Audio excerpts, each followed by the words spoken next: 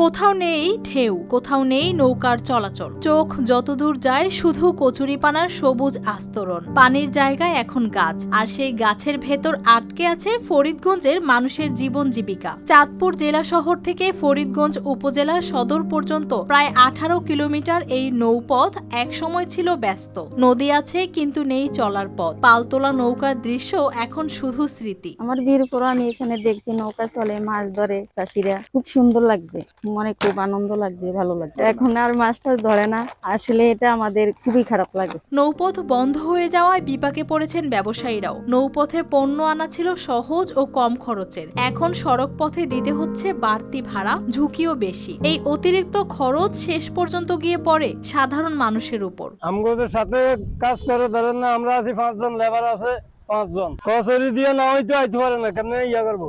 নদীর ভেতরে আরেক লড়াই জেলে পরিবারগুলোর। কচুরিপানা পচে পানির গুণগত মান নষ্ট হওয়ায় টিকছে না মাছ। বোয়াল, পাবদা, ট্যাংরা, পুঁটি, শোল একটার পর একটা মারা যাচ্ছে দেশীয় মাছগুলো। জাল ফেলেও অনেক সময় উঠছে না কিছুই। আসল কথা হলো ভাই, দেখিনি গাঙ্গা ঘুরে কচুরি পৌঁছায় করেছে ভাই, যা মরিছে সব। আমরা জাল টাল হইতে পারি না, মাছটা ধরি সারিয়া ধরি খাইয়াম, আজরে বই থেকে কিরিয়াম, তখন গরু কিনন, গরু হালি আর নৌকা কিনছি, কচুরি গাড়ি আর কি। এই সঙ্গে যোগ হয়েছে দখল ও দূষণ। কেরুয়া সেতুর পাশে ময়লা ফেলে নদী ভরা, টুবগি এলাকায় ইটভাটার বর্জ্যে পানি বিষাক্ত।